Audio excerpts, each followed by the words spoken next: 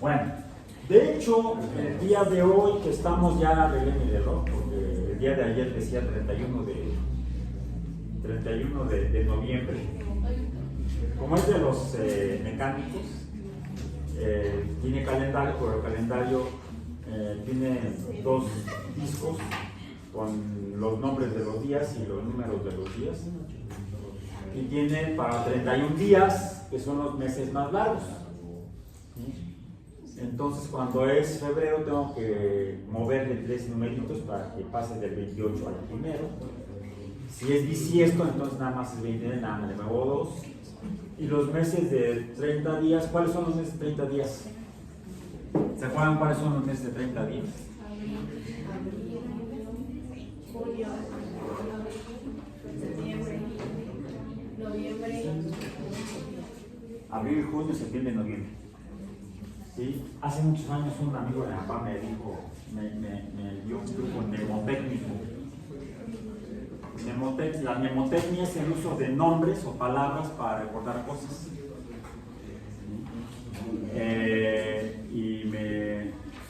El truco es una palabra que no existe, pero una vez que la escuchas no la olvidas. Me dijo, abrir un seno. ¿Qué es eso?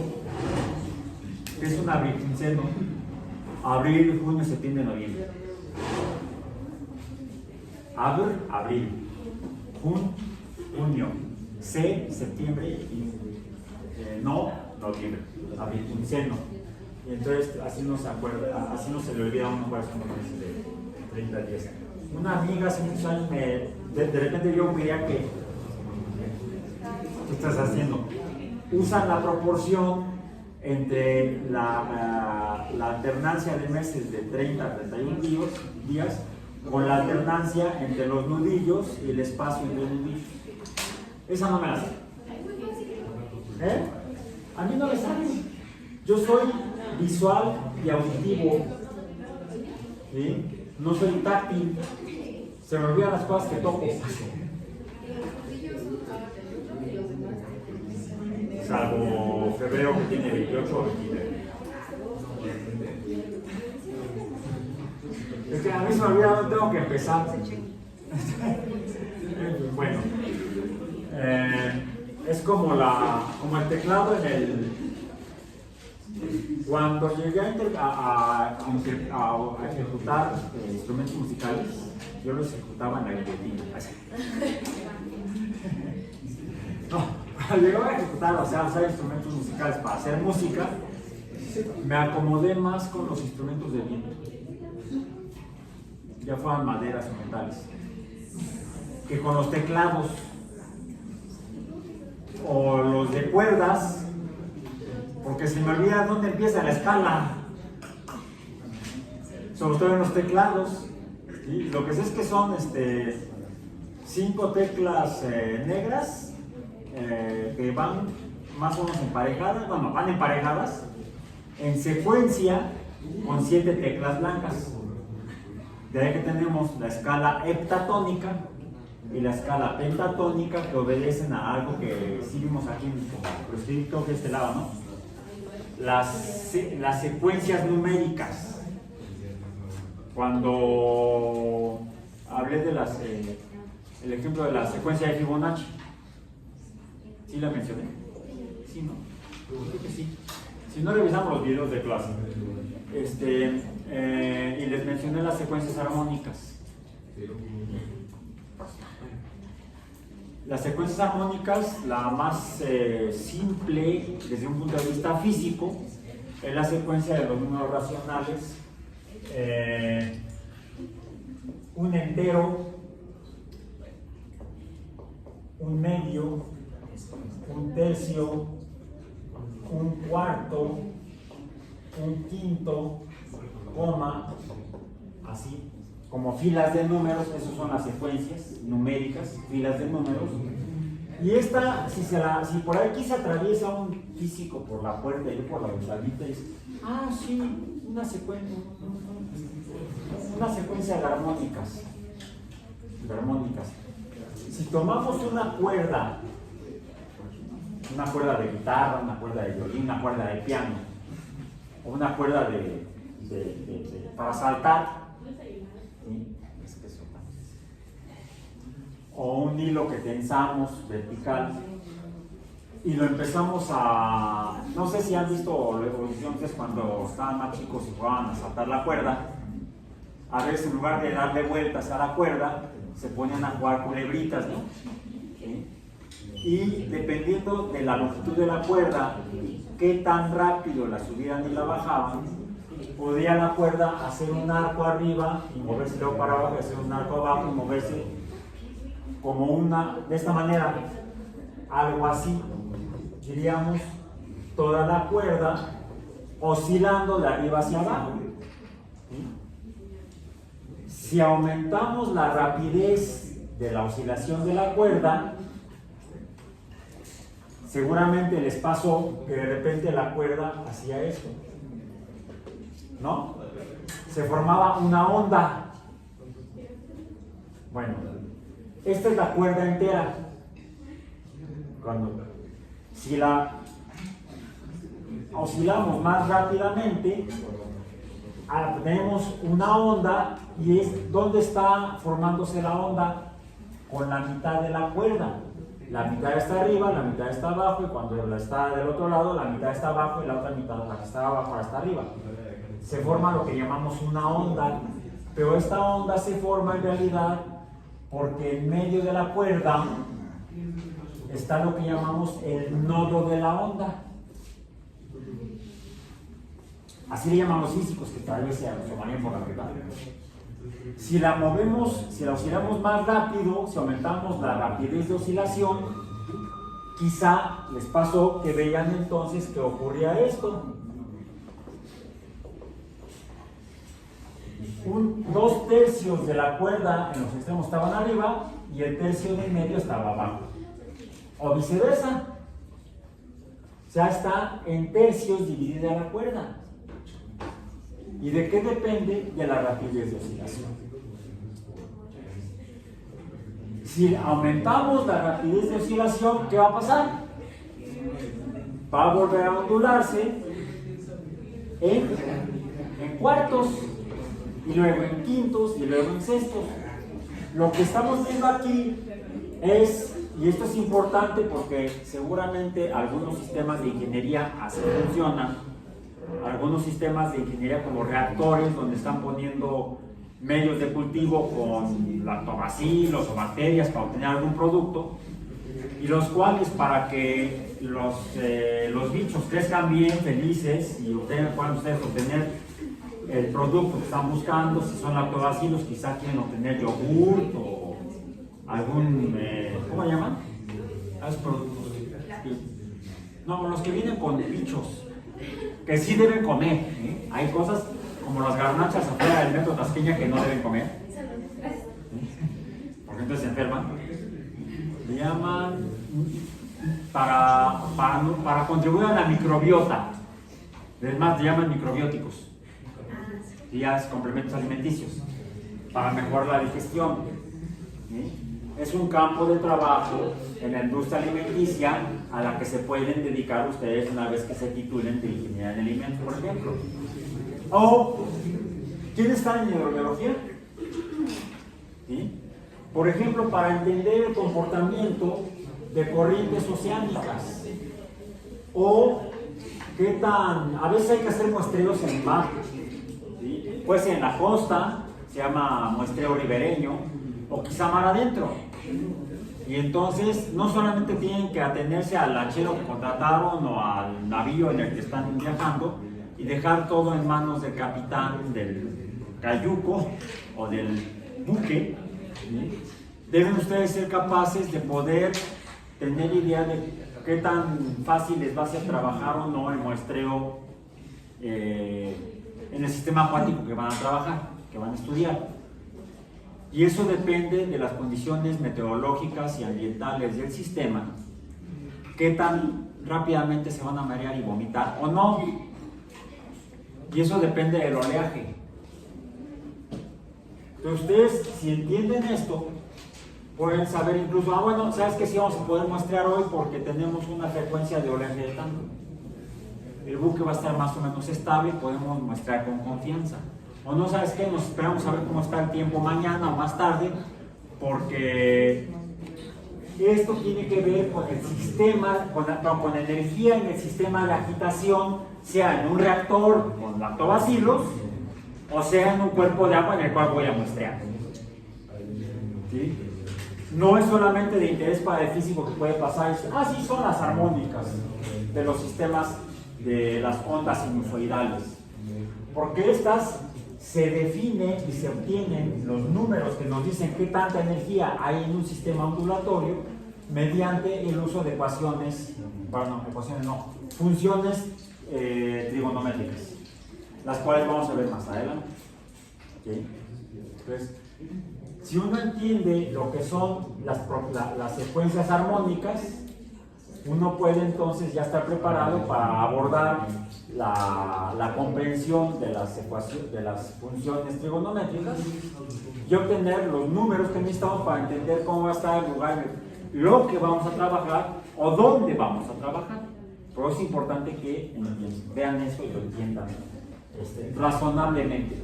¿Qué información me está dando dependiendo de mi interés o de mi necesidad? ¿Sí?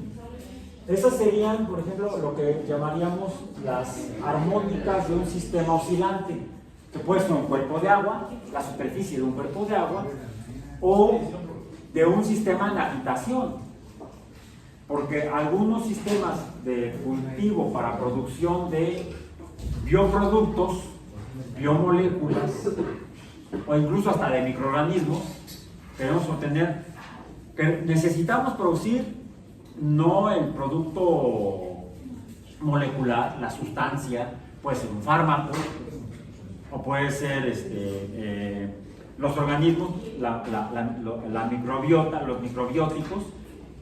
Cuando uno compra microbióticos, lo que está buscando es alimentarse de los microbichos, para que contribuyan al enriquecimiento y equilibrio en la flora intestinal, y mejorar la digestión, incluso a veces quizás hasta aliviarse de un padecimiento gástrico, ¿sí? Alguna infección gástrica. Uno toma antibióticos para acabar con los bichos patógenos y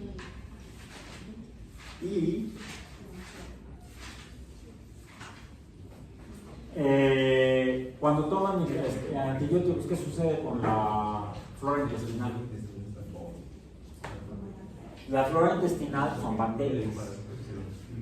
Y si el antibiótico que están tomando es antibiótico porque mata bacterias, ¿qué pasó con su flora intestinal? Pues se murió. También es uno de los efectos secundarios, en particular de la ingesta de antibióticos para curarse de una infección que te puede matar. Por eso es que te dan la persona médico o médica que consultaste, por eso te receta el antibiótico, porque lo que tienes es una infección bacteriana. Si la infección es viral, como la de COVID, o un resfriado común, o influenza, y eso pongan atención porque a veces van al consultorio que está junto a la farmacia, y en algunos, no digo en todos, entran con la consulta, los revisan, a ver, abra la boca, saque la lengua y diga "ah", ¿sí? Abra la boca, saque la lengua y salga a la puerta, porque es que le tengo coraje a mi vecino del frente. Saque la lengua. Y ya les dan el diagnóstico y les dan la receta. Vaya a comprar el medicamento. Y muy frecuentemente, y díganme si les ha ocurrido o no, les recetan amoxicilina con clavulanato. ¿Si les ha ocurrido? Muchas veces se lo recetan para que lo compren, aunque no lo necesiten. Porque lo que en realidad tienen, eso sería una médico-médica, pues poco ético o ética. Porque si la infección no es bacteriana, sino viral, los antibióticos no le hacen nada a los virus, porque los virus ni siquiera están vivos.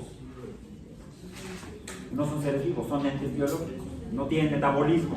O sea, no hay manera de matar un virus porque el virus no está vivo, son como zombies. Incluso algunos comen cerebros también. No comen, deshacen las células del cerebro, las neuronas. Entonces, ¿cómo ustedes pueden saber si efectivamente la persona que lo está atendiendo es una persona ética, que actúa de manera correcta y les está recetando el medicamento que realmente necesitan? Deben saber si lo que tienen es efectivamente una infección bacteriana o viral.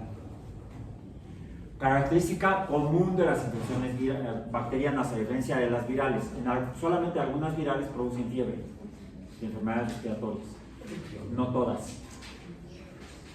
En cambio, todas las infecciones en las vías aéreas causadas por bacterias causan fiebre. Si en los síntomas que tienen fiebre, probablemente sea bacteriana. La otra es la forma del moco, la mucosidad. Suele ser verdosa y espesa. Se acumula en la garganta y te constipa fácilmente. Entonces, probablemente sea bacteriano. Lo mejor es hacerse un examen médico. Que el médico preferentemente les manda, ¿sabes qué? No te puedo recetar. Toma la receta para un análisis de laboratorio donde tienen que furgonear el gañote. ¿Sí entienden lo que les dije? En español mexicano antiguo significa que tienen que meter un hisopo en la garganta para sacarte una muestra. Como cuando les mandaban prueba de COVID, esa les furgoneaban el gañote. Furgonear es cuando te meten el hisopo y el gañote es la garganta. Entonces, cuando les furgoneaban el gañote era para sacar una muestra del fondo, y ese se incuba en un medio de cultivo, o a veces se puede hacer a través de una reacción con anticuerpos, que da la reacción hay un reactivo que cambia de color, y esa es la ventaja del cultivo sobre el cultivo, es que el resultado se obtiene en pocos minutos, en segundos. En cambio, el cultivo se requiere por lo menos 24 horas. Te dan los resultados hasta el día siguiente, ya que te estás muriendo, ¿no? Entonces es por eso que es importante entender algunos fenómenos biológicos que se describen mediante funciones matemáticas. Ya dije que las secuencias numéricas que nos pueden dar lugar a funciones matemáticas, como las funciones trigonométricas, como la función seno, nos pueden describir, por ejemplo, el comportamiento de reactores que están en agitación y qué tanto le tengo que dar al motor del agitador del reactor. Pues no es licuadora. Si le doy una velocidad muy rápida, estoy haciendo el sistema que se repite. La agitación no es ondulatoria, sino que es cíclica. De hecho, se forma un vórtice que puede dañar o hasta matar a los microorganismos que quiero cultivar. Es por eso que debo entender a qué frecuencia debo agitar el reactor. ¿Con qué frecuencia? Un entero, un tercio, un quinto, un séptimo de la velocidad para la cual está diseñado. Depende del tipo de cultivo. ¿Sí? Porque dependiendo de eso va a ser en toda onda, vamos a decir, en todo fenómeno ondulatorio, hay dos formas de energía que pueden afectar el sistema que quiero usar. Una es en términos de la función trigonométrica de onda tipo seno. Una es qué tan rápido, o la frecuencia de la onda, la frecuencia es qué tanto rápido sube y baja. ¿Sí? Ahí hay un número de energía, el cual es proporcional a la frecuencia. Mientras más grande es la frecuencia, por ejemplo, de agitación, más grande es la energía en el sistema. A veces requiere una agitación con una frecuencia relativamente alta para que el organismo pueda desarrollarse bien. A veces, dependiendo del organismo, tiene que ser menor. Ojo, un número de energía es la frecuencia. Otro número que me informa del otro tipo de energía que también influye en el comportamiento del sistema en agitación es lo que sería la altura de la onda. Le llamamos en términos de los números de las que nos definen la forma de las funciones ondulatorias o de onda, es la amplitud de la onda, que es la altura. No es lo mismo que la cuerda oscile entre esta distancia, vamos a decir, de la posición de equilibrio, que es la onda estirada, de la cuerda estirada a la altura máxima o la altura mínima. Esa es la amplitud. Hay una amplitud positiva y una amplitud negativa. A que tenga una amplitud, vamos a decir, así. Aquí, en esta, la amplitud, esta tiene mayor energía que esta de aquí. Y algunos sistemas de agitación requieren amplitud grande y otros requieren amplitud pequeña. ¿Cómo manejo la amplitud si lo que tengo es un reactor que es un tanque de acero inoxidable y por tanto rígido y que no se deforma?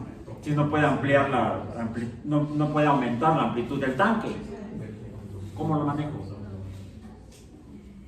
Por eso hay que entender las funciones trigonométricas. ¿Cómo regulo la energía en mi sistema de producción, ya sea de microorganismos o de biomoléculas?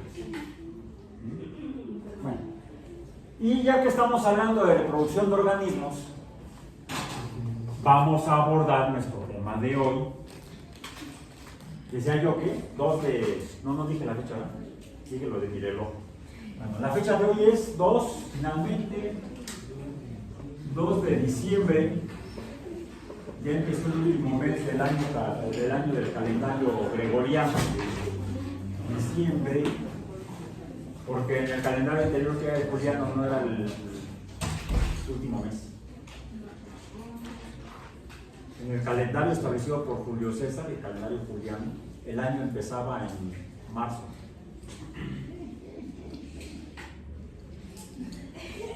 De ahí que fuera marzo, el primer mes en el cual el año empieza a avanzar, a marchar. ¿Cómo se dice marzo, por ejemplo, en inglés? March. 1, 2, 1, 2. Por eso el año empezaba en marzo. ¿Por qué en marzo?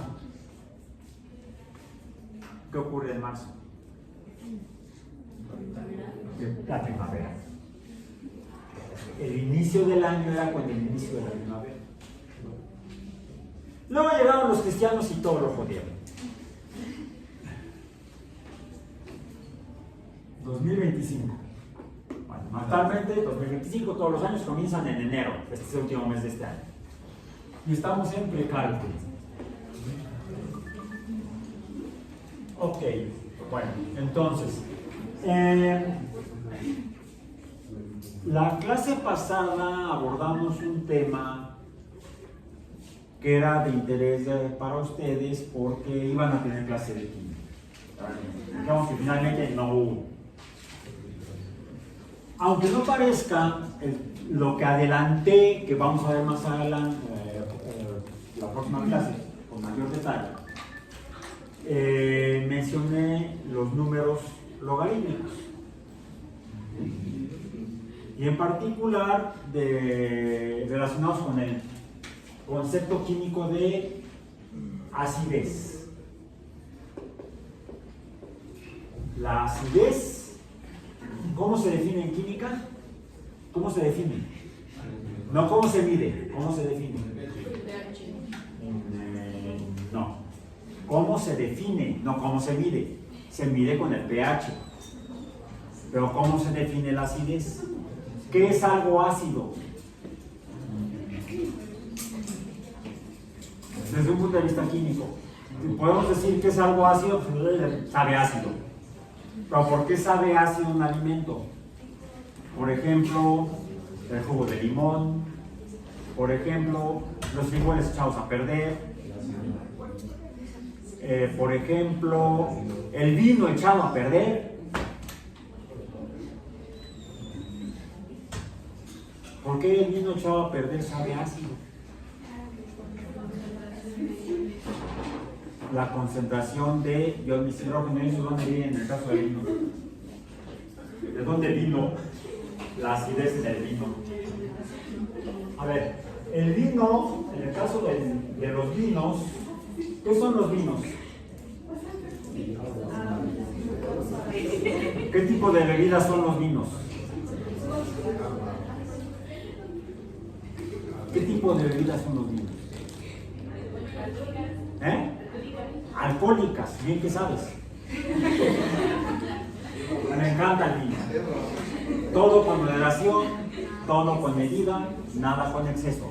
Ya es diciembre, ya vienen las fiestas de diciembre, donde hay que consumir alimentos y algunos se acompañan y saben bien y se mejora la digestión cuando ingieres, los acompañas con un poco de vino, con un poco. O cervezas que son parecidas a los vinos. ¿Por qué las cervezas son parecidas a los vinos? Porque se producen por fermentación. ¿Fermentación de qué? Bueno, sí, sería alcohólica para que se produzca alcohol. Pero ¿qué es lo que se fermenta? ¿Qué es lo que se fermenta? ¿Qué es lo que se fermenta? Para producir la bebida alcohólica, el alcohol. ¿Con qué empieza la fermentación? Con glucosa. Comienza con la glucosa. ¿En qué proceso? No, si se va a ciclo de Krebs, efectivamente se fastidia el asunto. De hecho, lo que requieren mis queridos estudiantes, queridas estudiantas, con A, personas que estudian ingeniería en alimentos,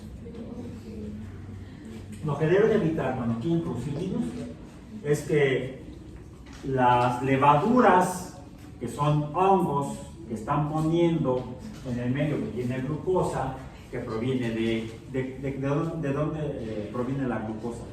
¿Qué usan para darle de comer a la levadura? Azúcares. Eso si quieres producir ron, usas azúcar de caña y pones a fermentar azúcar de caña y entonces obtienes ron o whisky, ¿sí? No, el whisky se obtiene de trigo principalmente. En cambio, de la caña se obtiene el ron. Por eso en el Caribe, los piratas del Caribe, como Jack Sparrow, no es nada más de mentiras, es ficticio, producían y traficaban con ron. Sí, lo que sale en las películas de los piratas del Caribe está muy algunos cosas que presentan en los argumentos están tomadas de conceptos históricos. ¿Con qué se embriagaban los piratas? Con ron. Usaban entonces azúcar de caña, que es muy rica en glucosa. Los vinos, ¿qué usan para producir vinos? Uvas, diferentes tipos de uvas. Para producir cerveza, cebada. Diferentes productos de diferentes plantas, diferentes productos vegetales, tienen diferentes concentraciones de azúcares y entonces la fermentación de los azúcares va a producir diferentes combinaciones de biomoléculas con carácter ácido si se les pasa la mano. Deben procurar que no se les vaya, que las levaduras, que son hongos, no respiren oxígeno. De hecho, precisamente, deben cuidar la agitación. Tiene que estar en la agitación, sí, pero ¿en qué condiciones? Porque si se agita mucho, el oxígeno del aire se disuelve en el medio de cultivo, se oxigena la mezcla y las bacterias respiran alegremente y entonces se van al ciclo de Krebs y producen ácido y no producen el alcohol, pero se siguen hacia el ácido, porque los alcoholes provienen de los azúcares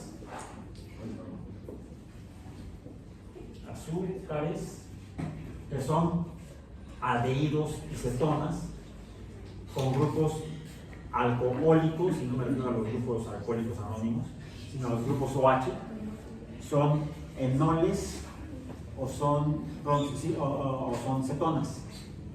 O sea, son alcoholes con grupo aldehído o son cetones, que son alcoholes con grupos cetónicos. La glucosa es una aldosa, o sea, es una azúcar que tiene un grupo aldehído. La fructosa es una cetosa, es un azúcar que tiene un grupo cetona. La fructosa está más oxidada que la glucosa, porque ¿cuál es la diferencia entre aldehído y cetonas? Estamos en matemáticas, en precálculo, no en química. Lo que tenemos es carbono,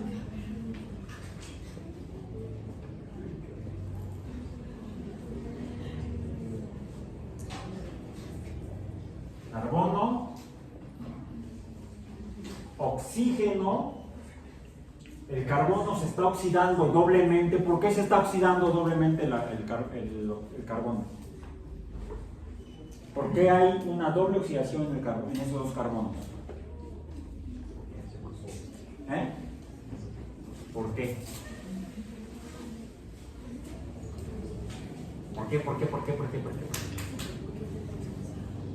Porque hay dos electrones del carbono que, al estar enlazados el carbono con esos electrones, con un elemento químico, oxígeno, más electronegativo que el carbono, por eso. La oxidación es, en química, pérdida de electrones. Cualquier elemento químico, átomo, que esté perdiendo electrones, no totalmente, no es que se quede, me quedé sin electrón, con el simple hecho de que esté cerca de mí inicialmente y luego se aleje el electrón del núcleo atómico, el átomo se está oxidando. No es necesario que pierda el electrón, puede mantenerlo agarrado así de la puntita. No lo ha perdido totalmente, pero como está lejos de su núcleo, está más oxidado que si lo tuviera cerca de su núcleo. La oxidación es pérdida de electrones. Y depende del tamaño del núcleo del átomo. ¿Cuál es más grande? ¿El oxígeno o el carbono? A ver, saquen su tabla periódica. ¿La tienen ahí a la mano?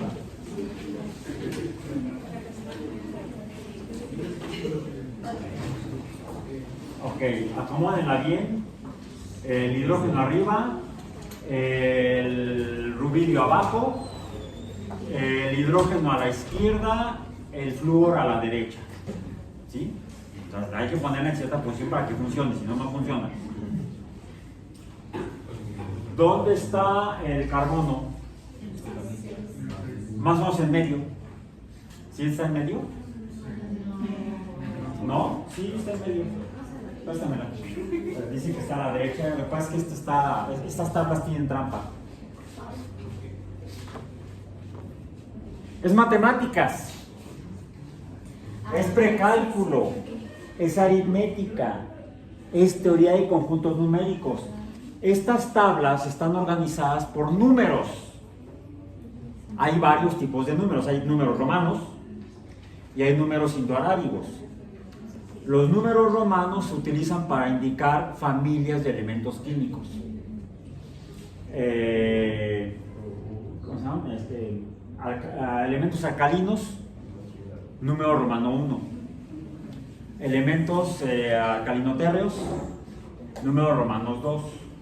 Elementos altamente electronegativos que oxidan a todos los demás se llaman halógenos. Número atómico, número romano 7. o familia 7. ¿Sí? O sea, es matemática, es uso de matemáticas. La organización, la distribución de los elementos químicos de acuerdo a sus características químicas y físicas. Fue lo que entendió el profesor Mendeleev para finalmente poder organizar de una manera lógica, entendible, basada en la naturaleza, en las propiedades naturales de los elementos químicos, para poder saber cómo son, cómo funcionan y qué ocurre cuando pongo yo dos elementos químicos juntos dentro de un reactor. ¿Va a haber reacción química o no? Y si va a haber, qué tan fácil o qué tan difícil va a ser que ocurra.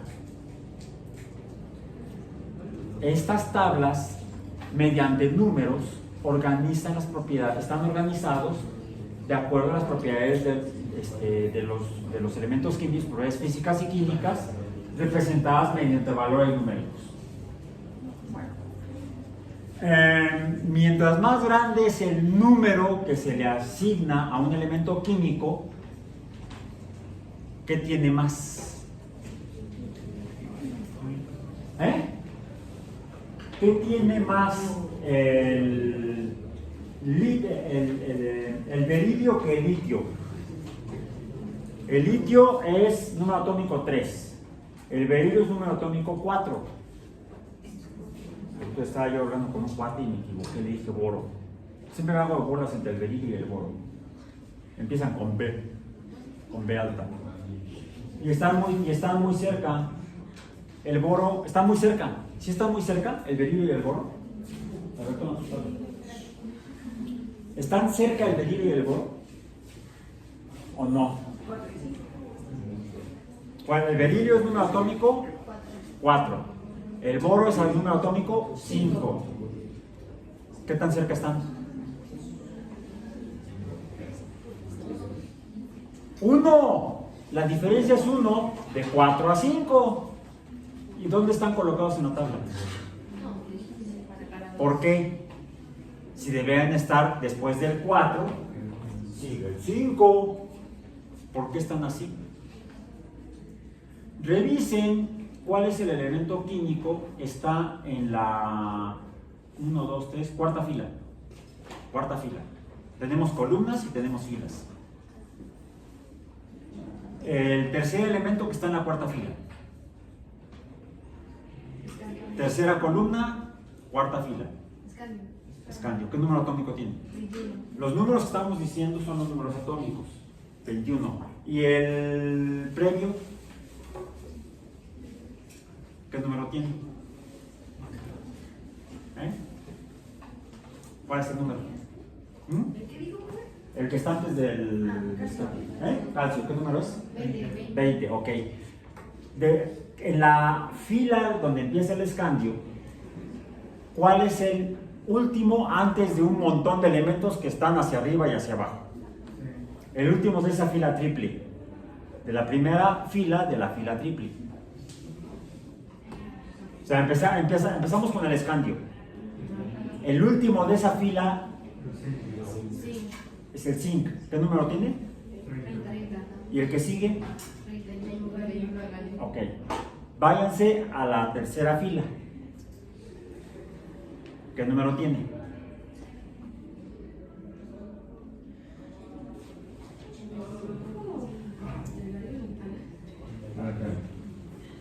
Mejor este lado de la tabla. Este lado. Yo empiezo, voy al zinc, que es los números están del otro lado. 30 sigue con el 31 galio. Termino en esta fila con el 36, que es el criptón. El siguiente, el 37 está, me regreso al otro lado, al lado izquierdo, y el 37 es el rubidio. Luego del rubidio sigue el 38, 39, 40 y termina esa fila en el 54, que es el xenón. Bien.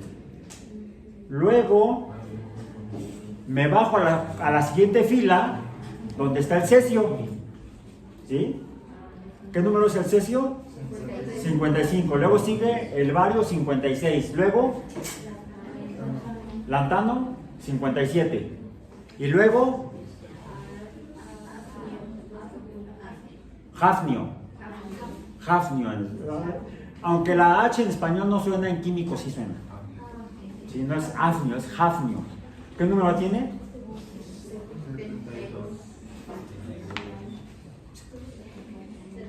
¿Dónde quedaron los demás? ¿Dónde está el 58 y dónde está el 71?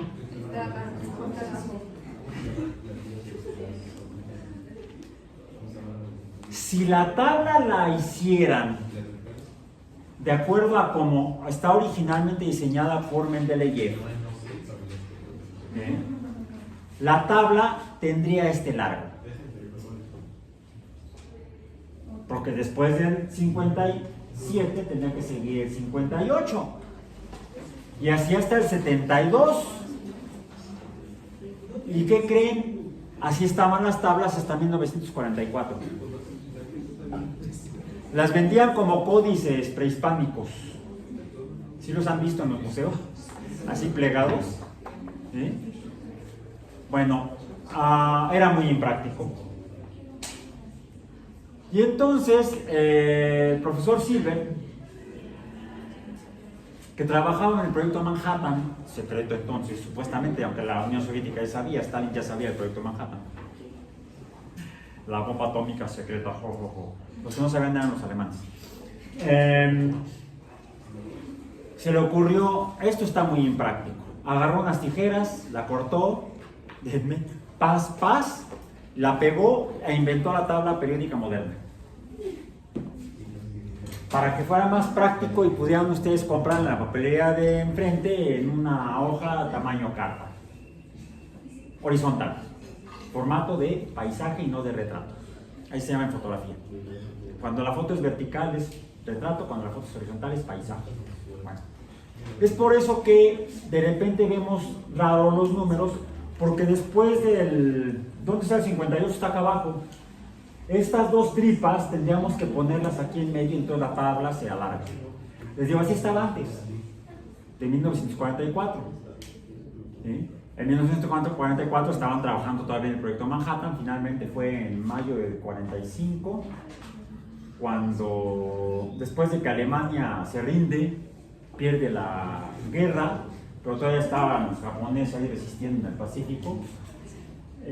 Seguían trabajando en la bomba atómica y en el desarrollo de la bomba atómica, y fue en ese intervalo cuando al profesor, que luego le dieron el premio Nobel en Química, bien merecido, por los descubrimientos que hizo mientras trabajó como químico en el proyecto Manhattan, una de las aportaciones más importantes que había obtenido el premio Nobel fue el habernos hecho más práctica la tabla periódica. Por eso los dos de abajo, que son los lantánidos y los actínidos, ¿por qué? Porque el 57 es el lantano, del lantano sigue el serio, luego el bromista, no, serio con C, no con S. ¿Sí? El serio, que es el 58, sería el primero de la familia de los que siguen al lantano, que se conocen como lantánidos todos los demás, de esta fila que está aquí abajo de la tabla. Y abajo del serio, ¿cuál está? Es el que sigue del actinio, número 89, sigue el 90, que es el torio. Estas dos filas, como tales, estas dos filas de elementos químicos, que son los lantánidos y los actínidos, son actualmente de los elementos químicos más caros que hay en el mundo, incluso más caros que el oro.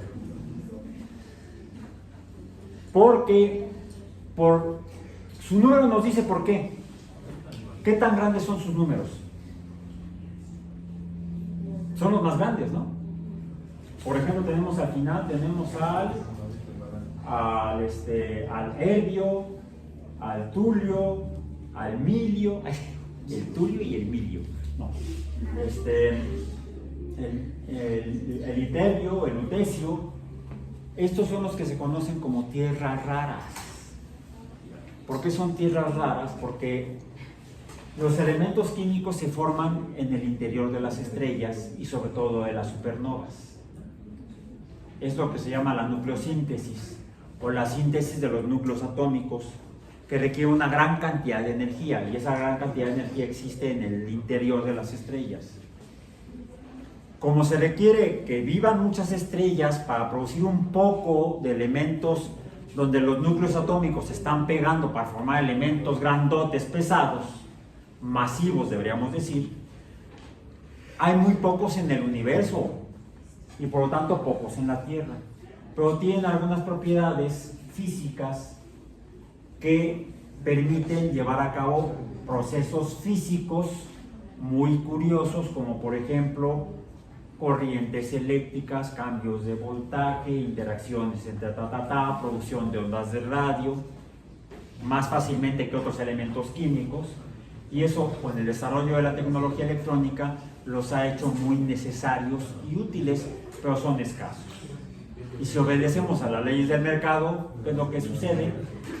Al haber poca oferta, el precio sube. Por eso es que son algunos carísimos, porque son muy escasos en el universo, porque cuesta mucho trabajo natural a las estrellas formarlos. Ok, eso para que entendamos que el número atómico es el número de protones en el núcleo de los átomos. Ok, ¿qué diferencia entre el oxígeno y el carbono? Todo ese rollo para poder entender qué carambas es esto.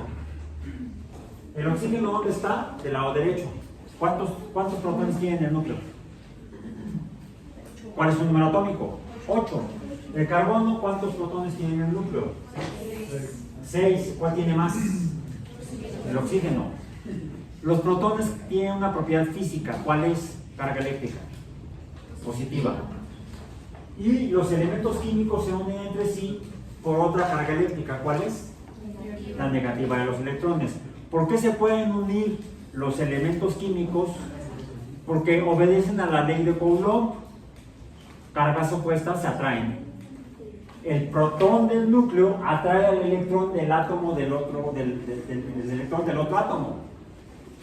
Y esa atracción electrostática es la que da lugar a la formación, entre otras características o propiedades, de los enlaces químicos. La materia existe gracias a la electricidad, a la fuerza electrostática. Si esa fuerza no existiera, no estaríamos aquí. No existirían las moléculas, que son las uniones, los productos de las uniones entre átomos, entre cargas negativas de los electrones y cargas positivas de los núcleos atómicos.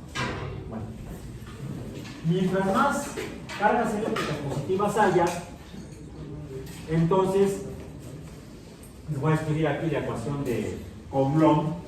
La fuerza eléctrica, F sobre índice E, con E mayúscula, porque si le pongo E minúscula se confunde con el hierro, Fe. La fuerza eléctrica es el producto de la constante eléctrica por el producto de las cargas entre el cuadrado de la distancia. Cuando las cargas son diferentes, hay atracción. Si las cargas son iguales, hay repulsión. Bueno. Entonces, la carga del protón del núcleo atrae a los electrones del otro átomo y se forma el enlace químico. Si las cargas son muchas, positivas por ejemplo, ¿cómo es la fuerza? Grande. Si las cargas positivas son pocas, la fuerza es pequeña. Mientras mayor sea el número de cargas eléctricas positivas o protones en el núcleo, el elemento tendrá mayor fuerza electrostática y jalará más fuertemente los electrones de cualquier átomo que se le atraviese por ahí. Eso se llama electronegatividad. Por eso es que en química les dicen que la electronegatividad en la tabla periódica aumenta hacia la derecha y disminuye hacia la izquierda. ¿Por qué? Porque en la tabla periódica los elementos con más protones están al lado derecho. Van de menos a más. Hay un fenómeno medio loco, no voy a abundar en eso porque estamos en precálculos, no en química, y necesito hablar del tema de hoy, que todavía no lo he llegado a él, aunque lo he insinuado. La electronegatividad, ¿cómo tendría que aumentar? ¿Dónde están los elementos con número más grande? Abajo a la derecha. Bueno, si quieren luego lo hablamos la próxima clase. Ahí la electronegatividad funciona al revés. Es de abajo hacia arriba. Y ahorita queda como misterio. la próxima clase sería el jueves, les platico por qué funciona al revés la electronegatividad en sentido vertical. En sentido horizontal no hay pierde, es de izquierda a derecha. El oxígeno está a la derecha del carbono, el oxígeno jala los electrones más fuertemente y por eso oxida al carbono. Y además está jalando dos electrones, uno en cada enlace. Si le jalara uno como en los alcoholes,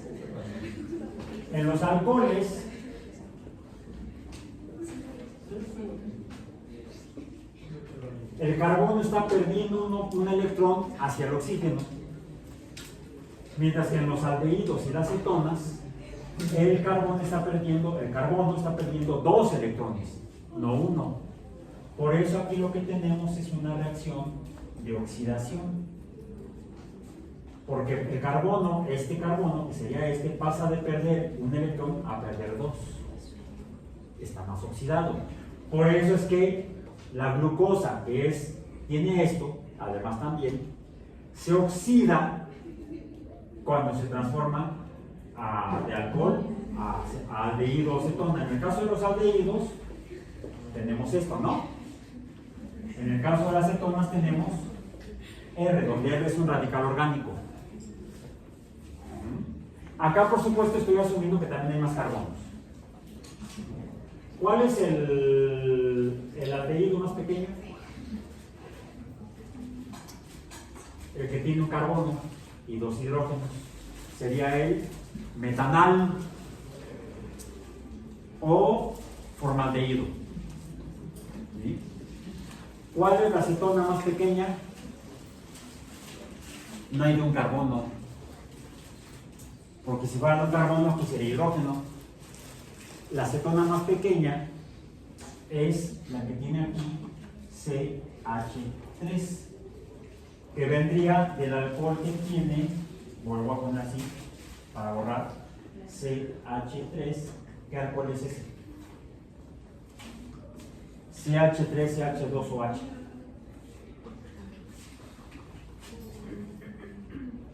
El etanol. El etanol se oxida a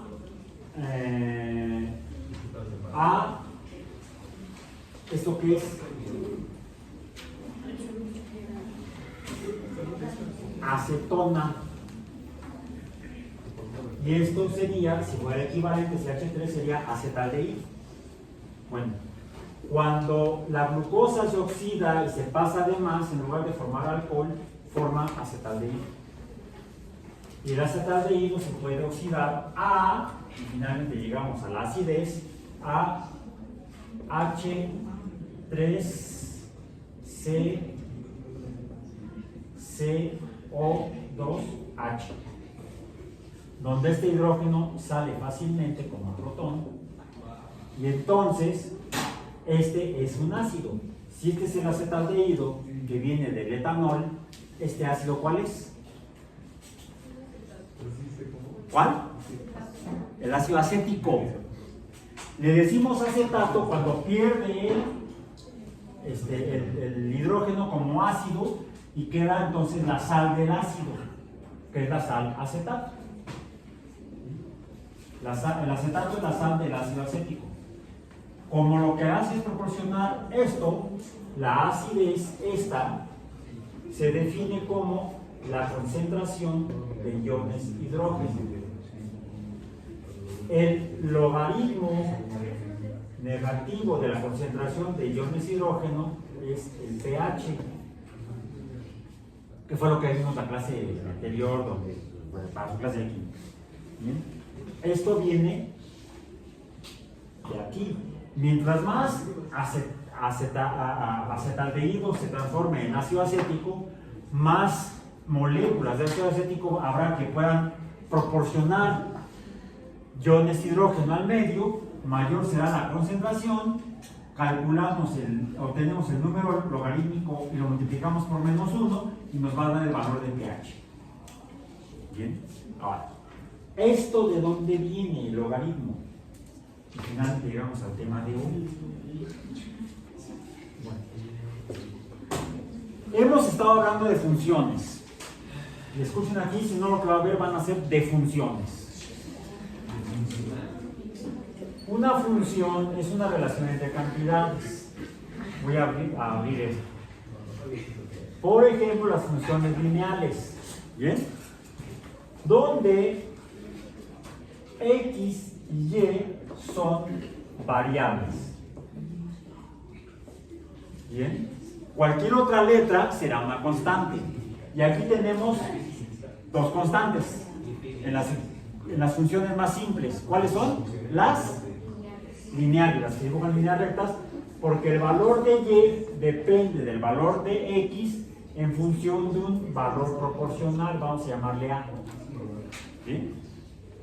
Y puede haber aquí otro número, ¿cuál es? B. Bueno, lo voy a poner A y B para tener un cierto orden alfabético.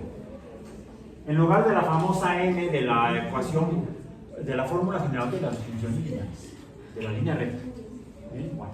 Y estas ya las vimos, las funciones lineales, las rectas. Todas las que pintan rectas, como la del pH, es un truco matemático. Lo vamos a ver la próxima clase, no hoy. Nos dibuja una línea recta, pero es artificial. La natural tendría que ser así. Y esto originalmente no es así. ¿Cuáles son las siguientes funciones que vimos? Las de potencia. Las de potencia dijimos. Las más simples serían A, X, aquí decimos que aquí hay una potencia, la potencia es 1, y aquí hay otra X con otra potencia, ¿cuál es? 0. Porque X a la 0 es 1, por B es B. Aquí necesitaríamos que, fíjense, hay un orden en las potencias de las funciones de derecha a izquierda del lado derecho de la función, es decir, donde está la X. El número, la X más lejana de la Y, o de la igualdad, la potencia es 1. Luego, el siguiente término tiene potencia 1 y se acabaron. Es una fila de dos números que se están sumando o restando.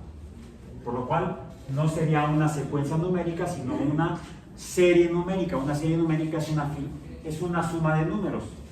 Regresando aquí, yo podría tener un entero más un medio más un tercio más un cuarto más, háganme un favor, sigan con esta y la hacen de tarea. Esto se llama una serie numérica. Si esto era una secuencia armónica,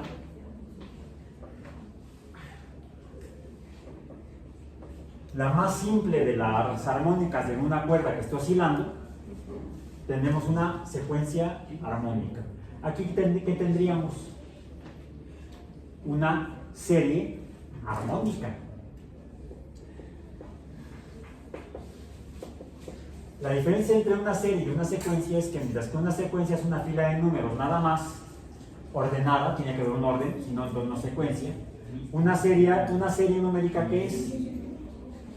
Es una suma de números. Números que tienen un orden, si no, no es una serie armónica, si no, no es una serie numérica. Y esto va a ser igual a un número n. ¿Cuánto vale n? Es importante ese número, ahorita que estamos pasando de aquí. Entonces aquí tendríamos A. Voy a hacerlo al revés de como lo hicimos la clase pasada, donde yo puse los coeficientes en mayúscula y las potencias en minúscula. Aquí lo voy a hacer al revés, porque ya empecé aquí. Bien, no sé nada. AX a la A más BX a la B más CX a la C más, ¿esto qué tipo de funciones son, dijimos? Polinómicas, porque tenemos varios términos. Me voy a quedar con la polinómica más simple, que entonces sí serían las cuadráticas. La más simple sería y es igual a x, pongamos que este es igual a 1, a es igual a 1, Y la potencia tiene que ser donde, vamos a decir, donde A es mayor que 1. ¿Sí? A es mayor que 1. No puede ser 1 porque si fuera 1 sería lineal. Estas son, dijimos, polinómicas. Polinómicas. Aquí necesito que la potencia sea mayor que 1. ¿Cuál es el primer número entero que sigue mayor que 1? 2. Dijimos que si esta es la potencia 2, esto me dibuja una parábola. ¿Por qué me dibuja una parábola? Porque finalmente, ahí ahora sí casi me quedó, X y Y, bien, cuando X es igual a 0, Y es igual a 0, cuando X es igual a 0, Y es igual a 0. ¿Sí? Entonces aquí está el vértice de esta parábola. Cuando X vale 1, Y vale 1, cuando X vale 2, Y vale 4, cuando X vale 3, Y vale 9, y así sucesivamente. Cuando X vale menos 1, Y vale más 1, cuando X vale menos 2, Y vale más 4, cuando X vale menos 3, Y vale más 9, y por eso se dibuja la parábola cóncava arriba, donde la variable, ¿cuál es? Este número de hacia abajo, porque arriba tengo un número que es la potencia. Esta es la potencia. También es por eso que a este tipo de funciones, como la parábola, le podemos llamar funciones. Es una función de potencia, donde tengo 4 números. Uno es la función u ordenada, y. Esta es la función. Esta es f de x. ¿Esto qué es? El vértice de la parábola, o podríamos llamarle el coeficiente, como en la recta, el coeficiente de proporcionalidad. ¿Esto qué es? La potencia. Y este número le pusimos un nombre la clase pasada. Es la base. ¿Sí? Veamos entonces, tengo 4 números: la función, el coeficiente, la potencia y la base. La función y la base son variables. El coeficiente y la potencia son constantes. Pero puede suceder que tenga yo y igual a la función, ¿sí? Que sea igual a sí, voy a poner aquí este coeficiente, lo voy a poner como letra C de coeficiente. Bien. Luego, ¿cuál sigue? ¿Del coeficiente cuál sigue? La base. B de base. La base B. El coeficiente C. La función f de x. ¿Qué me falta? La otra variable. La otra variable, que ahora va a ser el supraíndice. ¿Sí? Entonces aquí tengo la función, el coeficiente, la base y x, que sería la potencia. Ahora recibo un número diferente porque la potencia es constante. Y aquí la potencia, esta es variable. Entonces, este número x, que es variable, ya no se llama potencia, se llama exponente. Saquen rápidamente su calculadora y en 5 minutos vamos a hacer lo que sigue. Vamos a tabular para un ejemplo. El ejemplo que sea y es igual a C. Ahorita lo voy a obviar, porque hoy en día, pues que una constante por otra constante me va a dar una tercera constante. Sí es cierto, pero es importante que reconozcamos que existen estos dos números como independientes, como separados. Sí, al multiplicarlos me generan otro número, pero que depende del valor de C y de B. No es lo mismo que C valga 1 y B valga 2, a que C valga 2 y B valga 2. ¿Sí? Entonces, para algún fenómeno real que se defina mediante este tipo de función, puede haber un número coeficiente específico y un número base específico también, que sean distintos de otro fenómeno que pudiera ser parecido. Bueno, ahora, que sea entonces, la voy a simplificar, B, que sea el número, para que sea simple, 2. Es más, lo voy a poner así, para que tengamos los dos números. El coeficiente es igual a 1, ¿sí? Y va a multiplicar a la base 2. Vamos a tabular X y Y. Tabulamos como siempre, saquen su calculadora y van a ver dónde está X a la Y. ¿Sí? Bueno, X menos 3, menos 2, menos 1, 0, 1, 2 y 3, que es lo que hemos estado haciendo en las clases pasadas. Cuando X es igual a menos 3, ¿cuánto vale Y?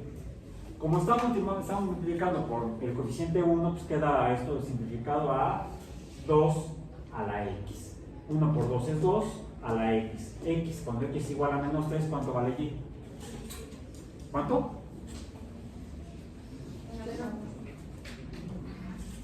¿Un octavo? A ver, 0.125. Okay. Podemos representarlo como decimales o podemos representarlo como números racionales. Cuando X es igual a menos 2, 0.25. Cuando X es igual a menos 1, 0.5. Cuando X sería 250, 500. Cuando X es igual a 0, 1.000. Cuando X es igual a 1, 2.000. Cuando X es igual a 2, 4.000. Cuando X es igual a 3, 8. 0, 0, 0. Cuando X es igual a menos 3, vamos a hacerlo aquí rápidamente. No. No, sí, porque estoy empezando con menos 3. Aún así lo voy a hacer aquí. Y lo voy a hacer acá. 1, 2, 3, 1, 2, 3, 4, 5, 6, 7, 8, más 1, más 2, más 3, más 4. X y Y. Cuando X es igual a menos 3, Y es igual a... Está cerca del 0. ¿Sí? Luego pasa a un cuarto de la distancia cuando X es igual a menos 2. Queda como por aquí. Luego pasa a la mitad. Luego es 1, ¿no? Luego cuando X es igual a... No, espérame, aquí ya me equivoqué. Menos 3, menos 2, menos 1 es la mitad. Así 0 es 1. Cuando X es 1 es 2. Cuando X es 2 es 4. Cuando X es 3 es 1, 2, 3, 4, 5, 6, 7, 8.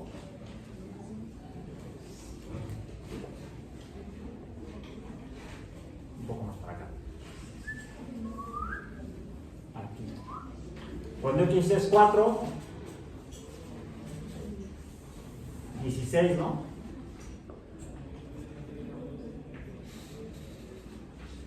¿Qué forma tiene?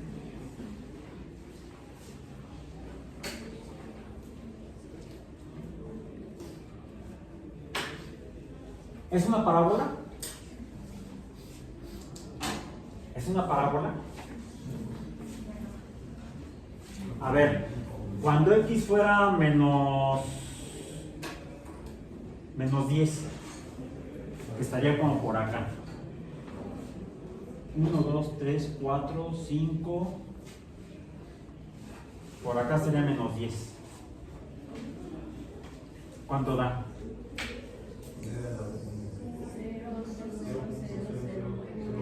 0, ¿Cuántos ceros son? 3 ceros. O sea, cada vez está más cerca del 0 en Y. Lo que estamos obteniendo hacia la izquierda es lo que, ¿recuerdan lo que vimos la clase, una de las clases pasadas? Es casi una línea paralela, no está toda chueca. Esto sería una asíntota horizontal hacia la izquierda en valores de menos x.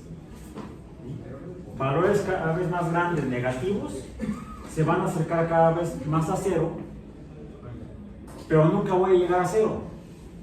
Podríamos decir que esta función tiene un límite cuando x tiende a menos infinito, el límite de 2 a la x, cuando x tiende a menos infinito es igual al 0. El 0 nunca lo voy a alcanzar.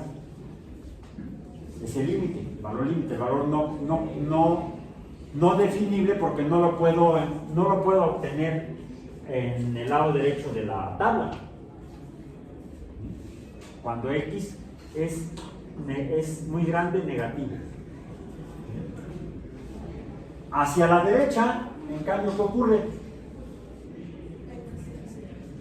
Empieza a aumentar. Cuando x igual a 10, a más 10, ¿cuánto es y?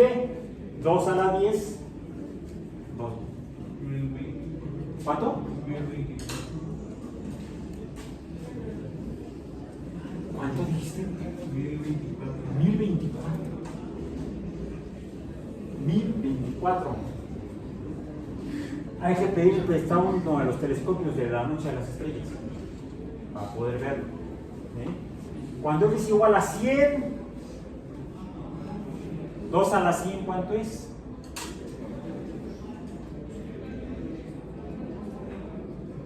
Un numerote. También podemos decir que aquí lo que vamos a obtener es una asíntota vertical, porque al aumentar tan rápido la inclinación de la curva le llamaríamos pendiente, pero no es constante. No es constante la pendiente.